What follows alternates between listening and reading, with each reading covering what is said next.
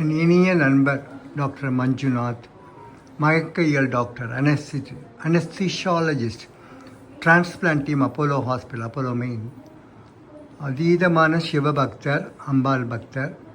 இன்றைக்கி நாங்கள் சேர்ந்து கற்பகம் கபாலியோடைய அபிஷேகம் பார்க்குற பாக்கியம். அவருக்கு ஆடட் போனஸ் ஆஃபர் விநாயகருடைய அபிஷேகம் கூட ரொம்ப நல்லாயிருக்கு. எவ்ரி டே ஒரு ஸ்பெஷலாக போயின்ட்டுருக்கோம். சொல்லுங்க மஞ்சுநாத், என்ன சொல்கிறது அப்படிங்கிறதா? ஆமாம், பேசுகிறதுக்கு வார்த்தை இல்லை. கற்பகத்தின் புதல்வனோடு இன்று கற்பகத்தின் தரிசனம் அவர் கூட சேர்ந்ததுனாலேயே இந்த மாதிரிலாம் வார்த்தை வருது. இந்த மாதிரி வார்த்தைலாம் நம்ம பேசுகிறேன். ரேணு அருகதையோ தகுதியோ எனக்கு இல்லை. கற்பகதாசரின் பாதத்தில்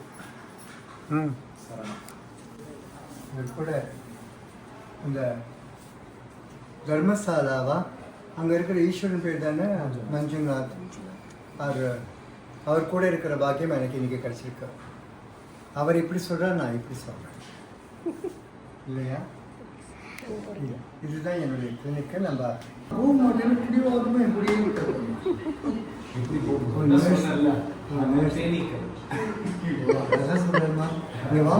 ரொம்ப ரொம்ப அழகாக இருந்தது சொன்னது. ரொம்ப அழகாக சொன்னார். இன்னைக்கு ஒவ்வொருத்தரும் ஒரு மாதிரி சொன்னா, எனக்கு இவர் சொல்றது ரொம்ப அழகாக இருந்தது. மஞ்சுநாத் ரிப்பீட்.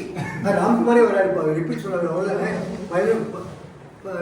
11 மணிக்கு அப்புறம் இங்கே அப்படியா சிவாஜி கணேசன் பையன் அவ்வளோதான் அந்த ரிப்பீட்டில் சொன்னது இல்லையா? வச்சுங்க. சொல்லுங்க மஞ்சுநாத், உங்கள் கூட நான் ஒத்துக்கலாமா? லைட் இங்கே வந்துடுங்க சார். இந்த மகாபீர் அதுக்கு தான் அங்கே வர சொன்னேன். ரொம்ப அழகாக இருக்கு. இவருடைய இறை அனுபவத்தை இன்னைக்கு பகிர்ந்துக்க போகிறார். Few minutes. ஸோ எனக்கும் இலக்கியத்துக்கும் சுட்டு போட்டாலும் சம்மந்தம் கிடையாது. எனக்கும் தமிழுக்குமே ரொம்ப தூரம் இருந்தும் சார் கூட இன்னைக்கு கபாலியோட தரிசனம், அபிஷேகம், கற்பகாம்பாலோட அபிஷேகம், தரிசனம் எல்லாம் சாரோட அருளால் எனக்கு கிடைச்சிது. கற்பகாம்பாள் கோயிலுக்கு போகும்போது அம்பாளுக்கு எந்த மாலை வாங்கிட்டு போகலாம் அப்படின்னு தோணுச்சு. ஆனால் மனசில் தீர்க்கமாக ஒரு நம்பிக்கை மாத்திரம் இருந்தது. தீர்க்கமான நம்பிக்கை. நான் எனக்கு கொடுக்குற மாலை அம்பாள் போட்டுப்பாங்க அப்படிங்கிற நம்பிக்கையை கான்ஃபிடென்ட்டாக வாங்கினேன்.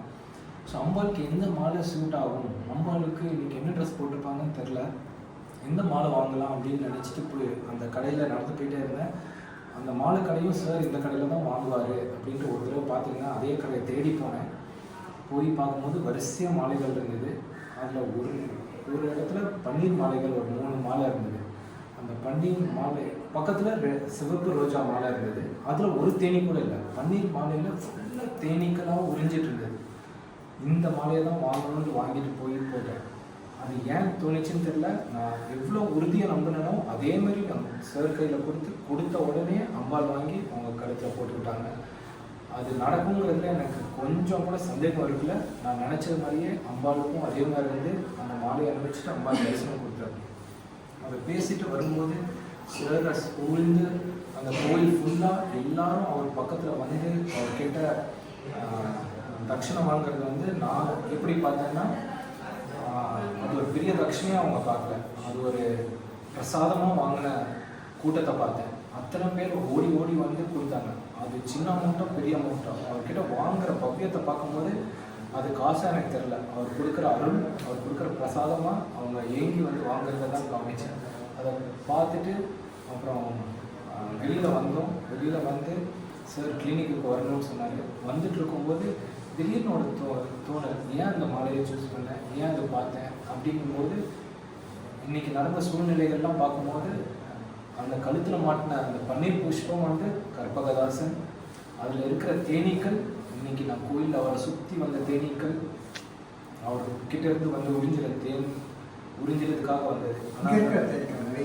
எங்கே போனாலும் தேனீக்கள் தான். காலையிலேருந்து வெறும் தேனீக்களை தான் பார்க்குறேன். ஆனால் எனக்கு என்ன பெரிய பாக்கியம், எனக்கு ஒரு கர்வமும் கூட.